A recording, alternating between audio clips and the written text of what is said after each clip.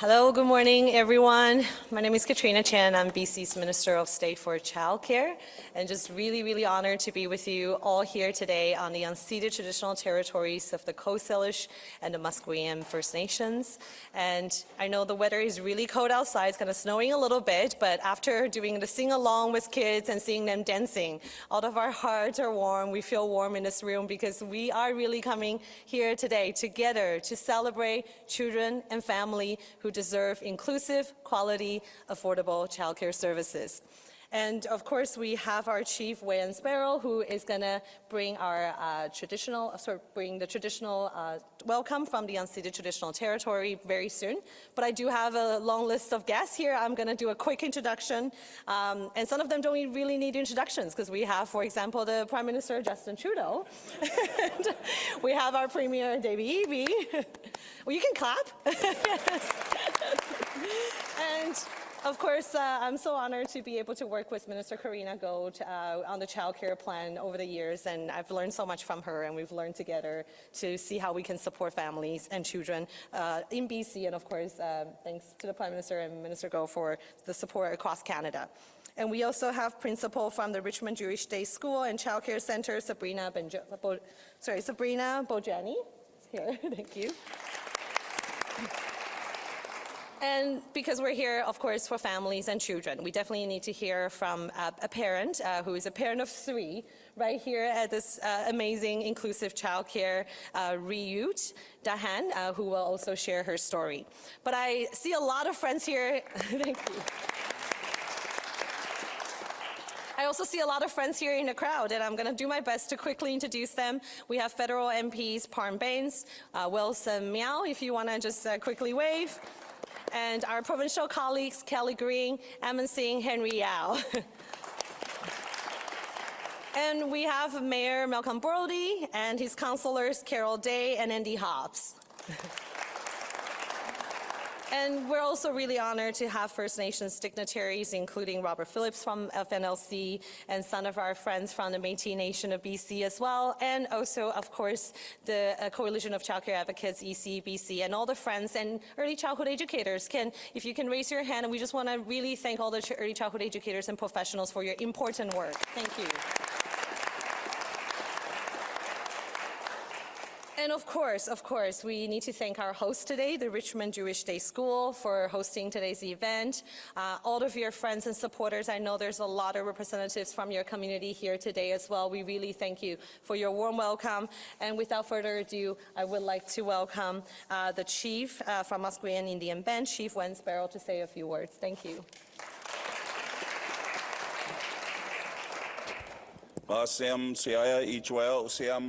My name is Wayne Sparrow. I'm the elected chief of the Musqueam First Nation. My traditional name is Yakalak. It gives me a privilege and honor to welcome each and every one of you here to the unceded territory of the Musqueam First Nation. Coming out, and when I got the invite, I want to acknowledge all leadership that's in this room. And very important, you know, as First Nations people with children, our children are our future.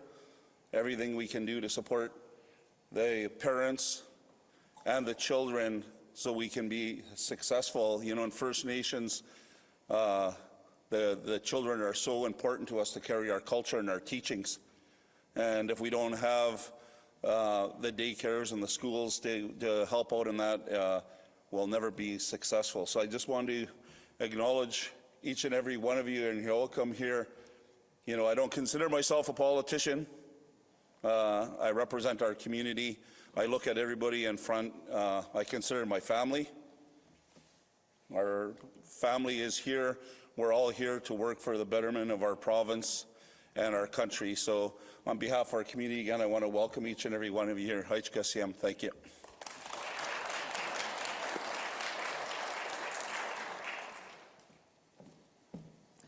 Thank you so much, Chief. So, of course, we would like to now welcome the Prime Minister of Canada, Justin Trudeau, to share a few words about the good celebration here today. Thank you.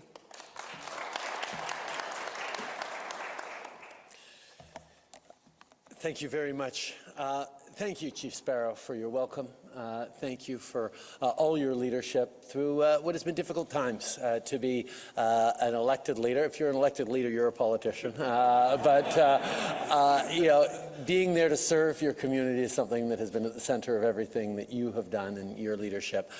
In our conversation just a few weeks ago, we talked about all the things that we get to continue to work on together, and I really want to lift you up for your leadership and the partnership that you've been bringing forward. Principal Bojani, thank you very much for having us here at the Richmond Jewish Day School. I know Mayor Brody is here as well.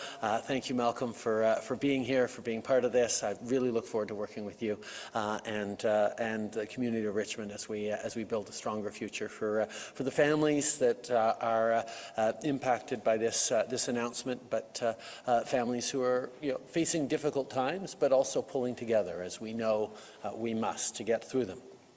Happy, of course, to be here with our two great local MPs, Parham and Wilson, and also with Minister Karina Gould, with whom I got to make a great dental care announcement yesterday, and today we're talking about child care. Just two examples of the things that we continue to step up to make sure we're there to support Canadians right across the country who are facing challenging times, but who are time and time again demonstrating that we know, all of us, that the way to get through difficult times is to pull together and dig in and lean on each other and be there for each other. And that is what's going to carry us through. Of course, a huge part of that is being able to be here with David, with Premier Eby and Minister Chen. Today is a reminder of what happens when different orders of government get to work together. And, you know, there's always different perspectives and challenges from those different perspectives. But ultimately, Canadians, the families here at this school, are served by Malcolm, are served by David, are served by me and the great people who work with us. And we're all working our hardest to make sure we're delivering. And the more we can do that in an aligned, coordinated, focused way, the better we're able to actually deliver on the things that people need. So anytime I get a chance to stand beside a premier and make a big announcement that's impacting the lives of Canadians, it's not just the announcement itself that is good news for citizens, but it's the fact of the announcement. It's the fact that governments get to work together to deliver on people's priorities that gives people confidence in our collective capacity to make it through the difficult times we're facing and get real results for Canadians. Livrer des résultats pour les Canadiens, c'est toujours ça notre priorité. Avec la pandémie, avec l'invasion de la Russie en Ukraine, on a vu une accélération de la hausse du coût de la vie. Beaucoup de gens ont trop de difficultés à payer leurs factures. Karina and I and our whole team, we speak with Canadians every day. We hear you when you say that it's getting hard to pay the bills because of inflation. We hear you, and we're here to support you through this global challenge. We doubled the GST credit for 6 months and enhanced the Canada Workers' Benefit. We're delivering payments of an extra $500 for people who are struggling with the cost of rent. Yesterday, as I mentioned, we launched the Canada Dental Benefit that will help eligible parents send their kids to the dentist with up to $1,300 over 2 years. Now, a lot of people will ask me, okay, it's great that you're sending kids to the dentist, but how does that counter inflation? Well, the fact is, an awful lot of families who need to send their kids to the dentist choose to send their kids to the dentist even if they're out of pocket for it. Because parents know that making sure their kids are healthy starts with oral health. But now, with money from the government to make sure that they can do that, they'll have more room for the extra expenses that we know all families are going through. This is tangible help for vulnerable families that need it right now. But of course, what brings us here today is that we're continuing to make childcare more affordable right across the country, including and starting with here in BC. As of yesterday, BC has met its joint goal with the federal government to reduce average childcare fees by half. This is good news for families who are now saving up to an additional $6,600 per year per child because of our government's investments.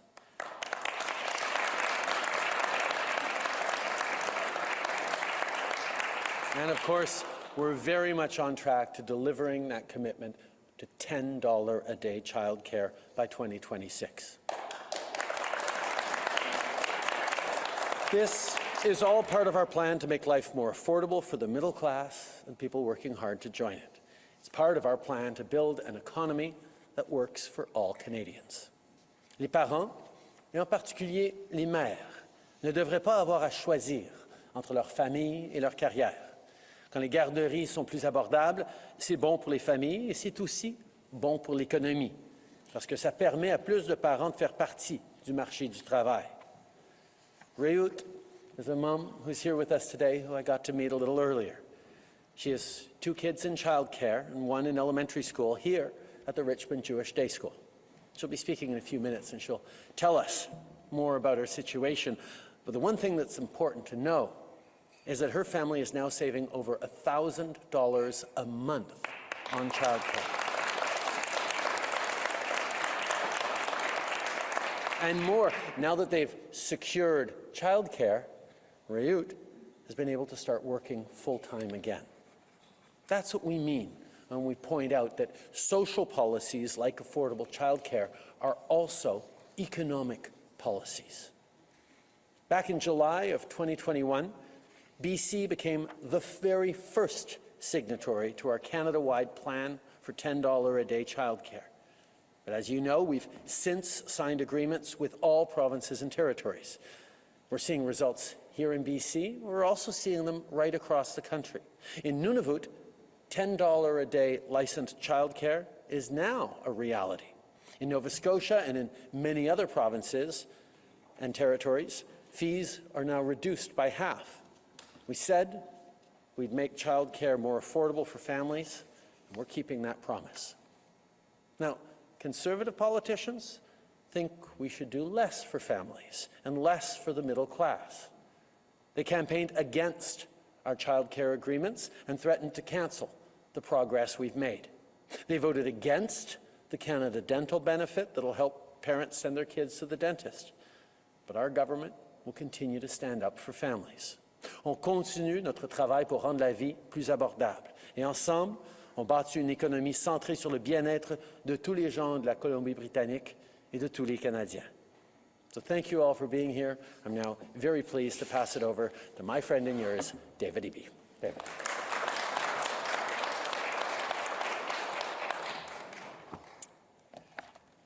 Thank you very much, Prime Minister. It's an honor to be here with everybody today on the territory of the Coast Salish people, the Musqueam people. Thank you so much, Chief Sparrow, for starting us off in a good way, and nice to see you, and thank you again for hosting the swearing-in on Musqueam land. It was a very moving and special day for me. It's nice to see you here again today. At a time when global inflation is driving up costs for families in British Columbia, childcare fees are going down. That's because we are choosing to invest in our kids and in our families. When we launched our Child Care BC plan way back in 2018, there were too few spaces and the fees were too high. And they had been for a long time. Child care is one of the most expensive bills facing many families, especially those just getting started in life.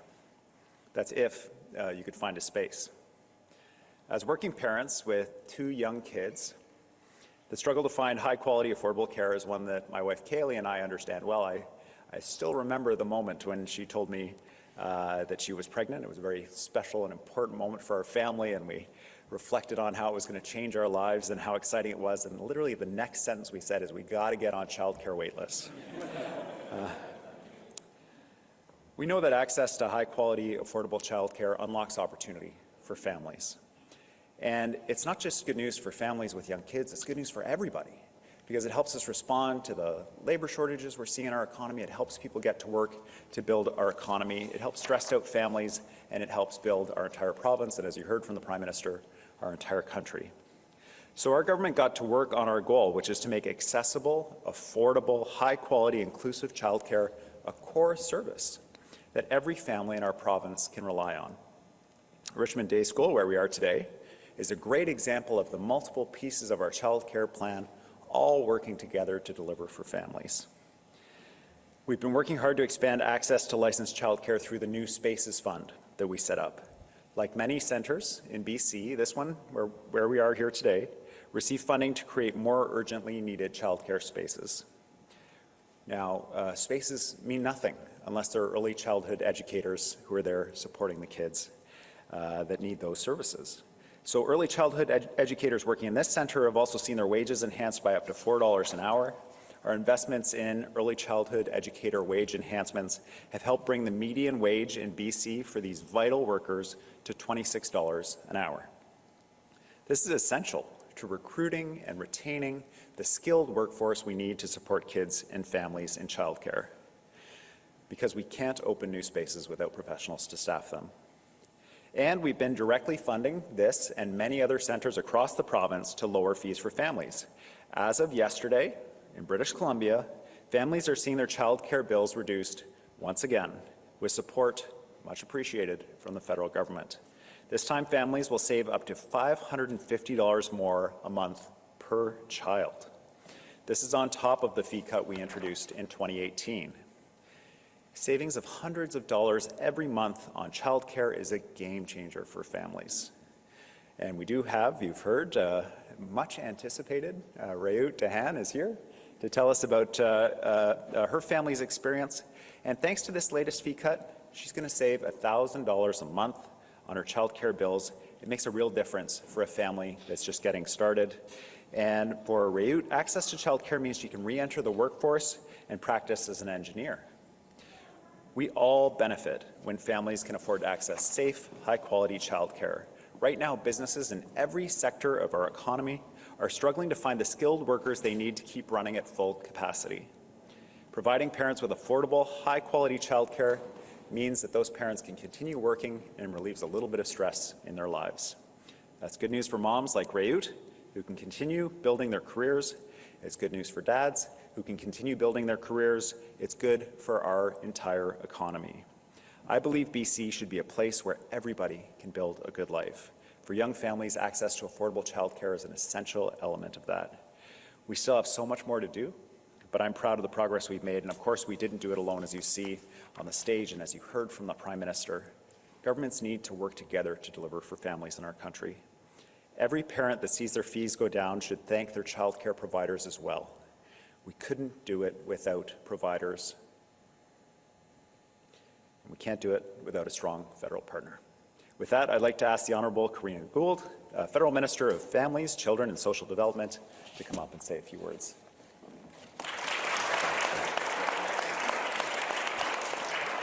I'm going to move this down a little bit.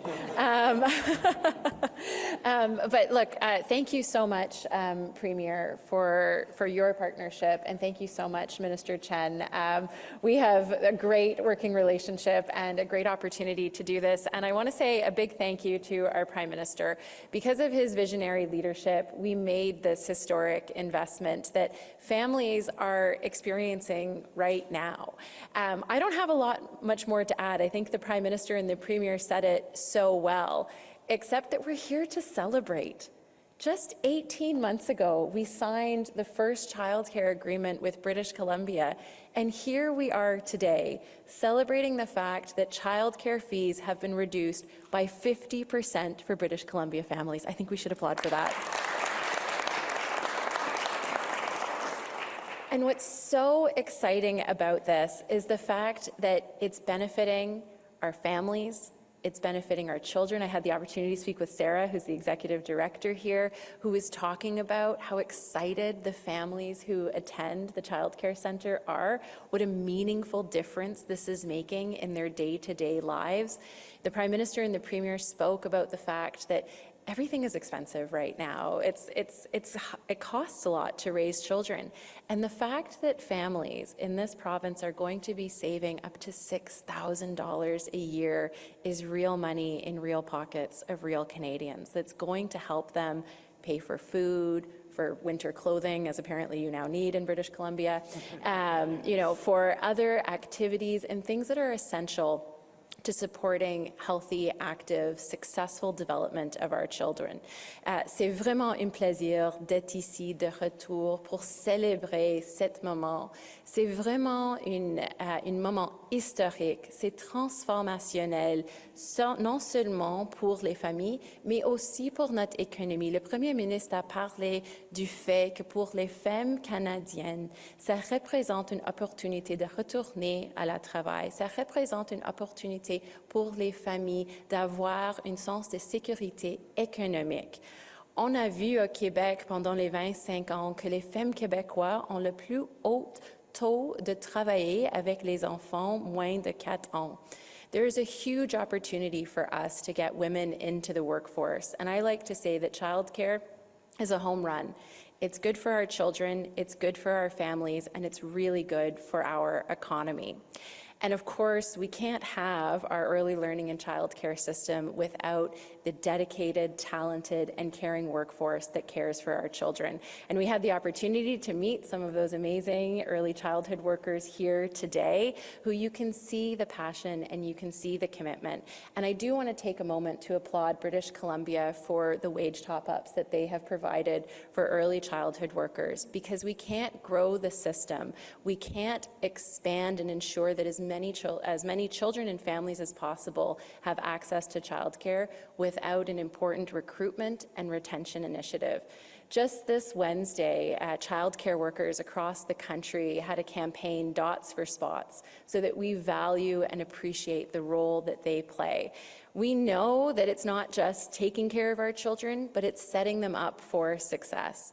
We have so much more work to do as we continue making sure that childcare is available for all families here in British Columbia, but right across the country. But I'm really excited to be doing that work. As the Prime Minister mentioned, we were in Nova Scotia on Monday. They've reduced fees by 50%. We're on track to have fees reduced by 50% from coast to coast to coast in this country. That is transformative, that is historic, and it is thanks to the unbelievable work and partnership that we have with early childhood educators, with longtime advocates, with families, and great provincial partners like we have with the province of British Columbia. So, merci encore tout le monde pour être ici. Merci pour l'appui.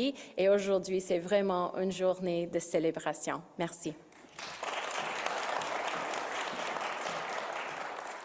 Thank you so much, as always, Minister Gould, and of course the Prime Minister, and also the leadership of our Premier, David Eby, to work together to be able to bring services for families. But this really takes partnership. It always, people say that it takes a whole village to raise a child, and it is very true.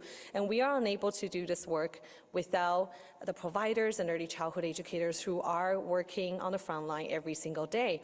And when I see some of our municipal representatives here, we also really want to thank your partnerships, such as City of Richmond and municipalities across BC, and also many Indigenous First Nations rights holders, and also communities that have really partnered with us to bring this work together. So now I would also, of course, to thank our childcare providers, such as the Jewish daycare that's right here and the day school that has been providing inclusive, quality services for BC families. We now have over providers that covers over 97% of spaces joining our program, which is historic, and it is a great achievement. So the Jewish Day School and Child Care Center, of course, is an important partner, so let's welcome the principal, Sabrina Bojani, to say a few words. Thank you.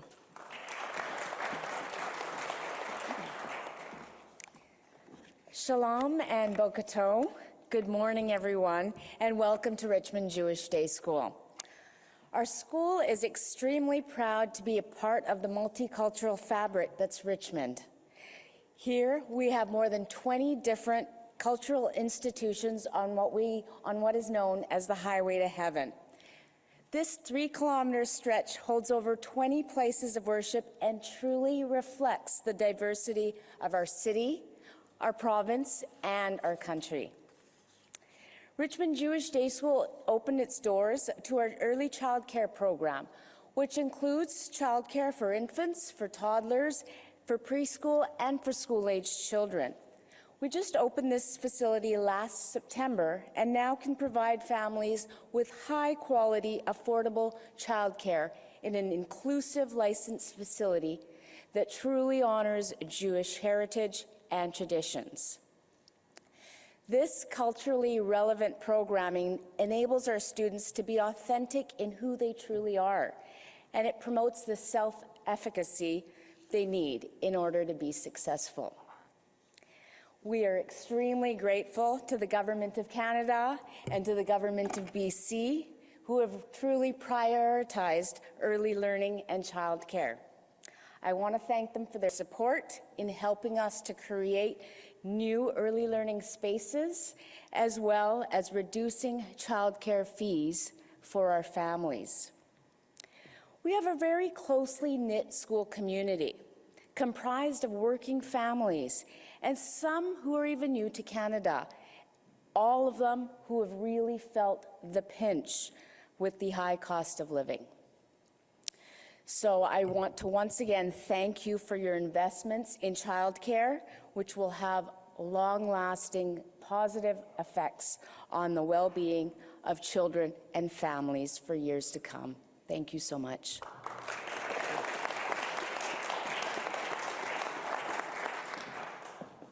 Thanks again, Sabrina, for your incredible work, and thanks to your early childhood educators and childcare professionals for their work as well. And of course, we're here for families, and it was interesting, I was looking around the room that I noticed that there's a lot of politicians here with young family, including right here, all of us, and also our colleagues from Richmond as well, that I think as parents, we all know that childcare struggle, and we all have different stories, so it is very important that we hear from parents about how our childcare investment is critical for not just the well-being of their children, but the well-being of their family and their ability to be able to contribute to our economy. So that's welcome Ryut Dahen, a parent of 3 children right here at this Quality Center. Thank you.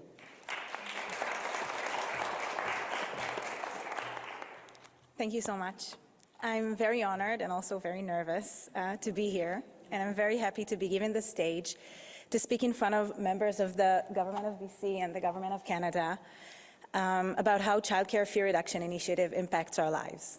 My name is Ryut. My husband and I have 3 kids, an 18-month-old toddler, a 4-year-old preschooler, and a 7-year-old elementary school student.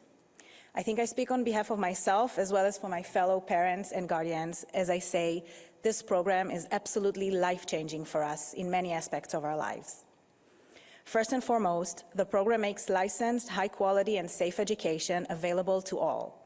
No more having to compromise on temporary or ad hoc childcare solutions for our children.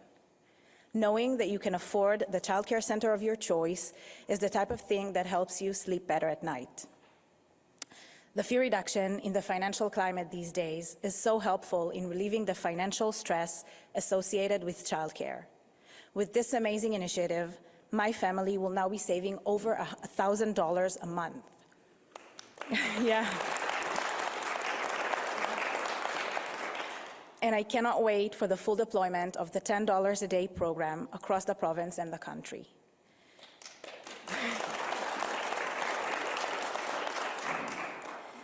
This program makes it much easier for the both of us to be able to work a full-time job with peace of mind, knowing that our kids are well taken care of and are benefiting from affordable yet quality education. And there's another benefit in this for us. Naturally, many childcare centers are either on or close to school grounds that usually offer before and after school care. So in addition to all I've mentioned, having our daycare center located on school grounds makes us the happy parents of 3 kids that are all being dropped off and picked up from the same location at the same time. Next year, when my middle child goes to kindergarten, her before and after school care fees would also be reduced thanks to this initiative, so we know that good things are ahead. Finally, I'd like to thank you all, really, for working around the clock to implement the Child Care Fee Reduction Initiative and for taking it towards the $10 a day plan. And most of all, I'd like to thank you for putting early childhood education and kids education in general a top priority. Thank you so much.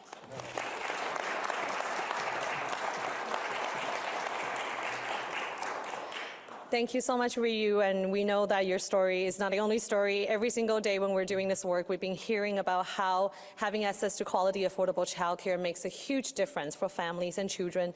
Just yesterday, I got an email from a mom who said this is the first time in the past few years that she's able to buy proper Christmas gift for her kids thanks to the fee reduction.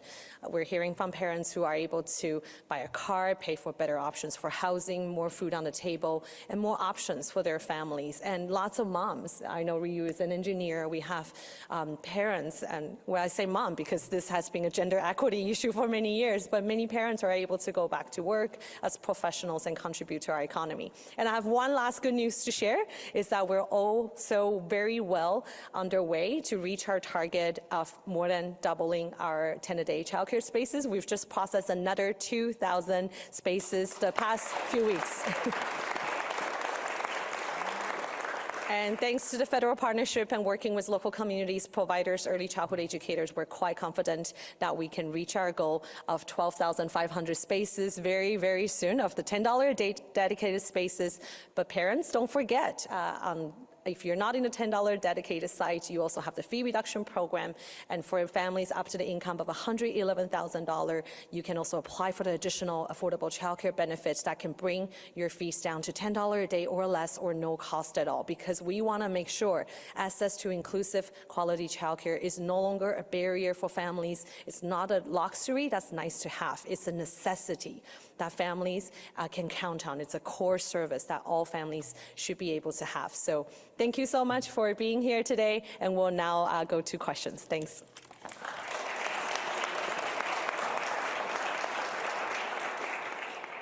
Thank you, and I'll start the question period with the first reporter. One question, one follow-up, and we'll be taking questions for 20 minutes. On va prendre des questions pour 20 minutes, en commençant avec le premier journaliste. This one's for the Prime Minister. Thank you so much. This is on behalf of two colleagues for Global News. The first being, why hasn't your government designated the IRGC as a terrorist organization yet? You have previously stated you would use all the tools at your disposal to hold the Iranian regime to account, and isn't that one of your tools? We are looking and continuing to look at all ways to ensure that the Iranian regime knows that its continued reprehensible behavior is absolutely unacceptable. We stand with the family of Mahsa Amini and all those Iranian women and allies, schoolgirls and grandmothers standing up against this brutal regime.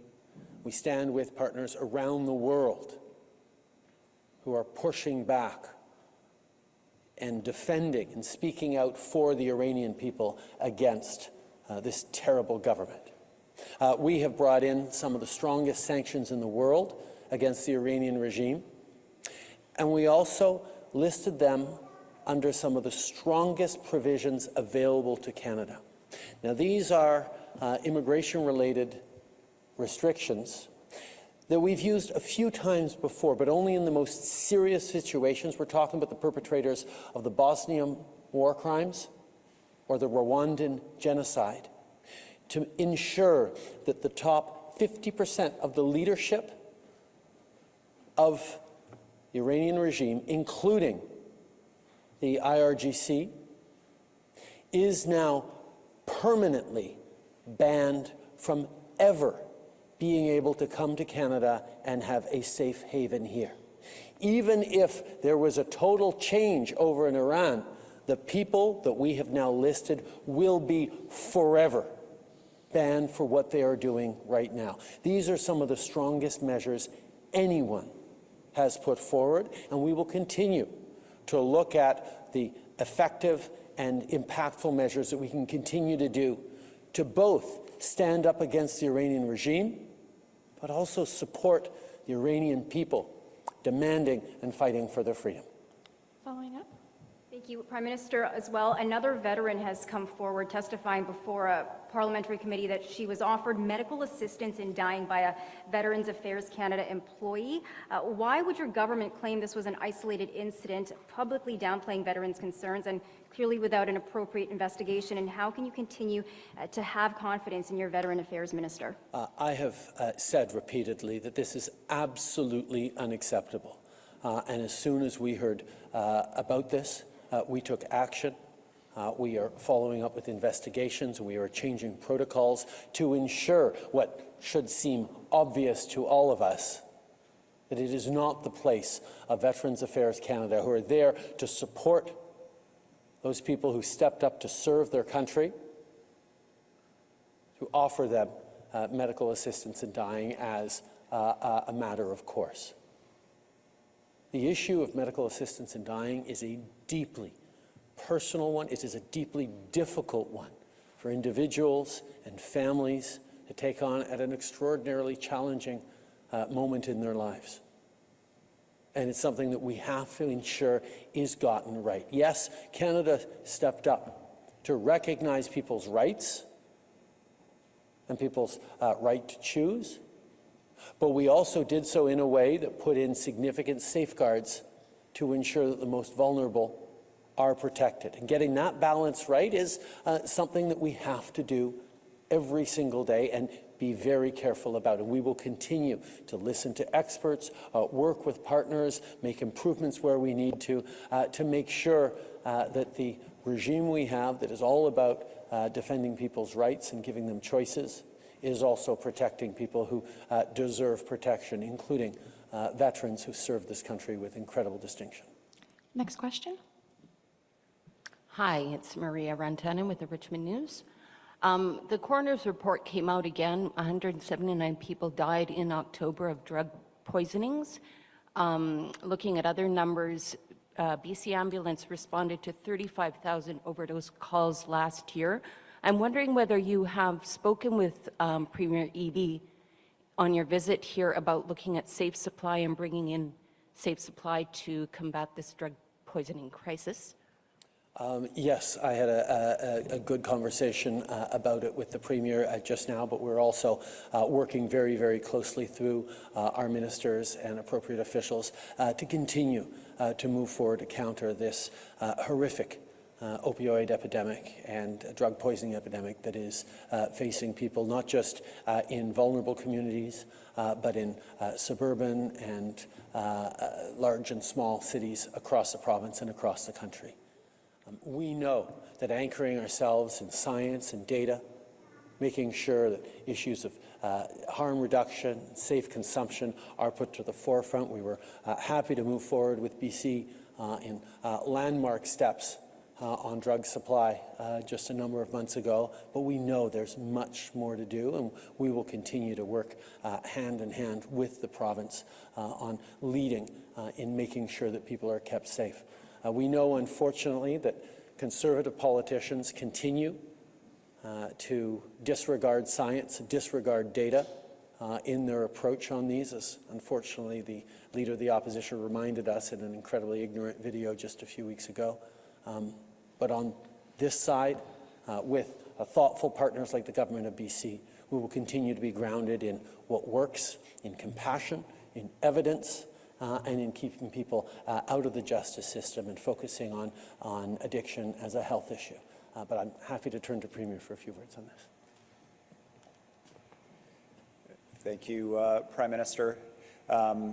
We know that addiction is a health issue, and supporting people struggling with addiction, keeping them alive and giving them an opportunity to get into treatment to turn their lives around is essential. I'm really glad to have a strong partner in the federal government on this issue, supporting BC and taking the steps necessary to support people to keep them alive so that they have that opportunity to access treatment.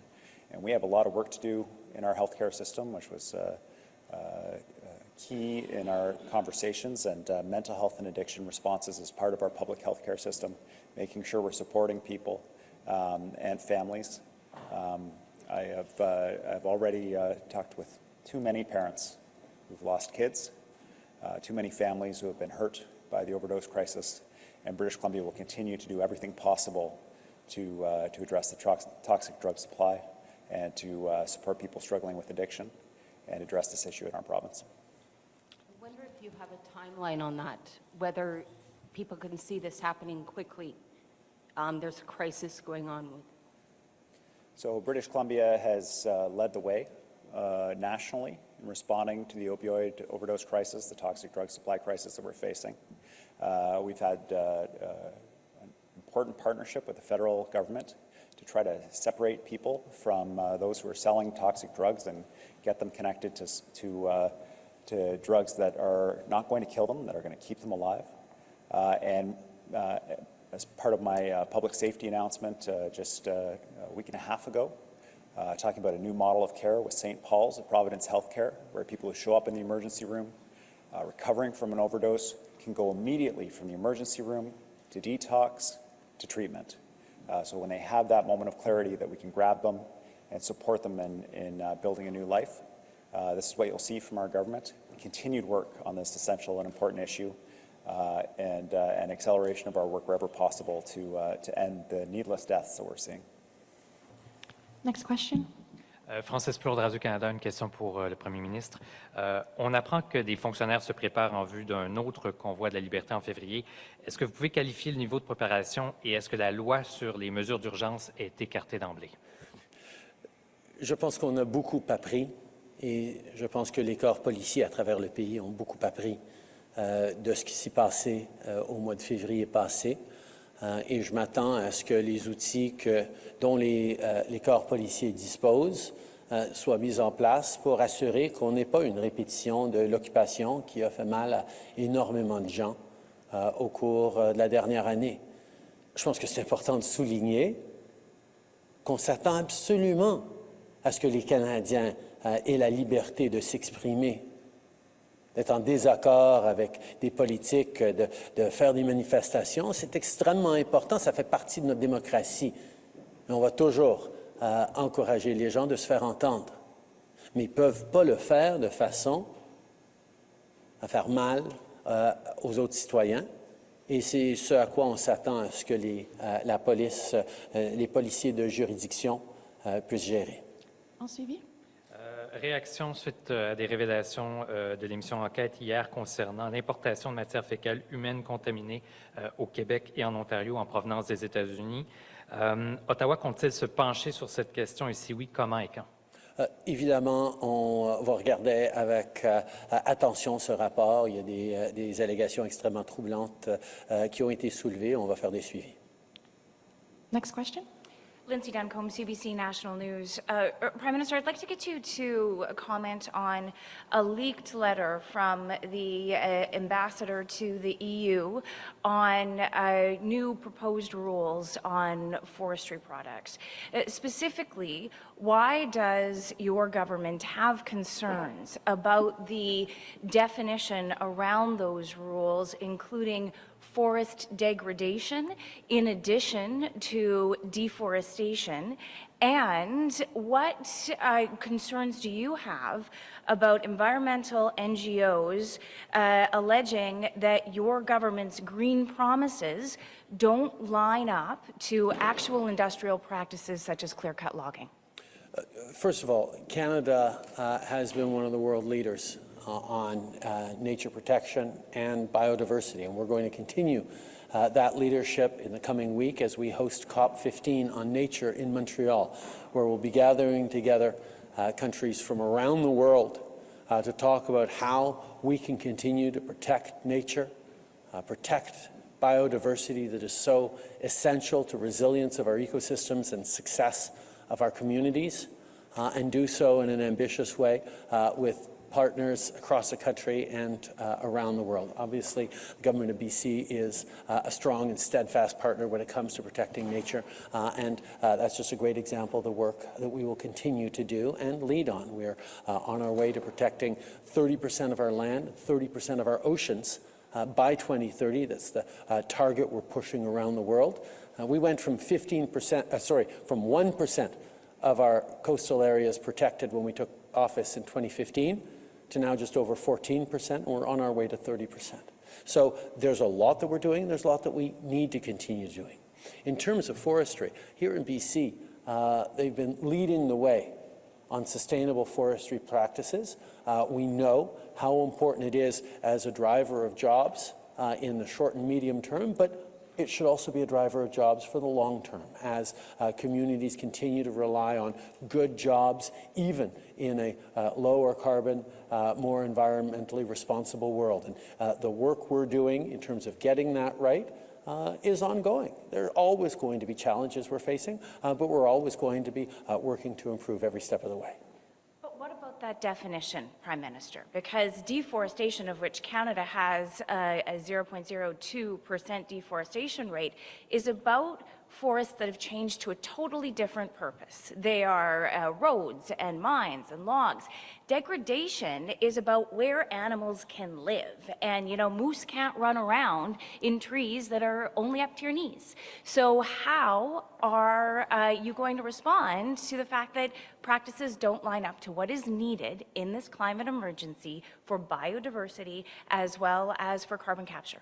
We're going to continue to lead the world in how we protect nature, how we demonstrate sustainable practices, and how we include Canadians and their concerns around it. We know people want to see protected areas and strong biodiversity for future generations. We know they want to have jobs that are enhancing and protecting the future of their children at the same time, and that's exactly what we're going to continue working on. Next question. Good morning. My name is Parmeet from Red FM. My question to you is, many Canadians are saying that you and your party policies are the reason for inflation. What would you like to say to those people who are hurting financially? You know, I was just had the opportunity to meet with a number of fellow world leaders in Asia, whether it was in Bangkok or in Phnom Penh or in Indonesia, where we were talking directly about the global inflation crisis, and it's hitting everyone around the world, most people significantly harder than it's hitting Canadian families. Of course, that's cold comfort for people who are having trouble paying their bills here at home. But to know that we are not alone in this, and indeed we're able to give supports and be there for Canadians in ways that other countries with not as solid fiscal situations aren't able to, should be somewhat of a reassurance. And the conversations we're having with countries around the world to highlight that this is about coming out of a pandemic. This is about the disruption of supply chains that pandemic caused. It's about Russia's illegal invasion of Ukraine and the fact that energy prices and food prices around the world are being hiked because of Russia's irresponsible actions. This is a global inflation phenomenon. But the solutions to support Canadians are very much local. That's why we're so pleased to be able to announce today, in partnership with the Government of BC, the child care fees are dropping by half here in BC and across the country. That's hundreds, if not thousands of dollars a month for families that will have that money there to buy groceries, to help pay rent, to buy Christmas presents. That was something the Conservative Party voted against. We're also moving forward on support for low-income renters. We're moving forward on support so families can send their kids to the dentist who couldn't afford to before that. Those are direct supports for families in a very real way. Again, Conservative politicians voted against those measures. Actually, the biggest advice and support that Pierre Poilievre and the Conservatives gave to Canadians on avoiding inflation was buy cryptocurrencies. If Canadians had invested in crypto when Pierre Poilievre told them they could opt out of inflation by investing in crypto, people would have seen half of their life savings disappeared. That's not responsible leadership. Responsible leadership is moving forward with concrete supports to help people through this global crisis, whether it's with child care, whether it's with dental care, whether it's with support for low-income renters, whether it's support with a GST rebate, whether it's Canada Child Benefit indexed to the cost of living. We are a government that has been there for Canadians and will continue to, not just because it's the right thing to do, But we saw during the pandemic, investing to support Canadian families and small businesses and seniors and young people so we could get through the tough times, guaranteed that our economy would come roaring back faster than the United States, faster than other parts of the world. That's what this government has delivered, and that's what we're going to continue to do for Canadians. Following up. Yes, according to media polls, there has been decline in yours as well as Liberal Party popularity. So how is the morale in caucus and how do you plan to change this trend? The reality is our caucus is entirely focused on delivering for Canadians. While other people are pointing fingers and saying ridiculous things like Canada is broken, we're going to continue to be there for Canadians. We're going to continue to work with them. We're going to continue to give them the supports necessary so you can build a stronger future for your kids with child care fees reduced. You can send your kids to the dentist when you couldn't afford to before. You can have extra money in your pockets for Christmas presents with our GST doubling rebate. These are things we're doing concretely because we know that times are tough. But we also know that Canadians demonstrate time and time again, in difficult moments, we pull together. We lean on each other. We roll up our sleeves. We help each other out. That's what is incredible about this country. And that's why, even through the difficult times, I have unlimited confidence in Canadians' capacity to get through this when we all work together. Orders of government, community organizations, civil society, volunteers, all of us pulling together optimistically and positively for a better country. We'll take one last question. Okay, perfect. Brianna Charlebois, Canadian Press. Hi, Prime Minister. The Canadian Coalition of Firearm Rights online shop recently offered a 10% off clothing, mugs, and other merchandise using the promo code POLY. What do you think of this firearms group invoking the name of Polly Saint-Souvent Gun Control Group, which was born out of the 1989 mass shooting in Montreal to sell merchandise? I think Canadians are all united in wanting to see less gun crime. I think Canadians understand that we need to have safer communities. Nobody is in disagreement with that.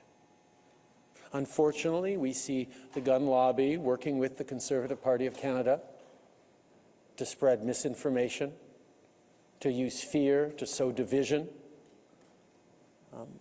by trying to mislead Canadians.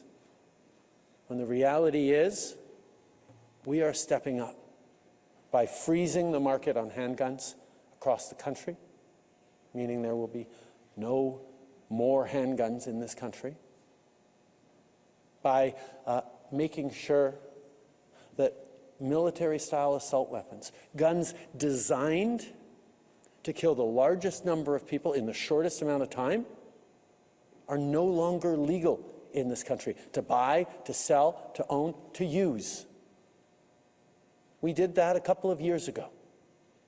Unfortunately, the Conservative Party has made it very clear they want to make assault weapons legal again in this country. I'm sorry. Canadians know that while we will always respect the rights of law-abiding hunters and farmers to use shotguns and rifles, there are certain guns that have no place in our communities, no place anywhere in Canada, and that's what we promised to Canadians we would move forward on, and that's exactly what we're doing. My last question is, there's an issue we are way behind our allies in rectifying, and now we're hearing your ministers won't testify at the Senate about it. Why haven't you lifted the barriers to getting aid to Afghanistan? Sorry, can you repeat the question?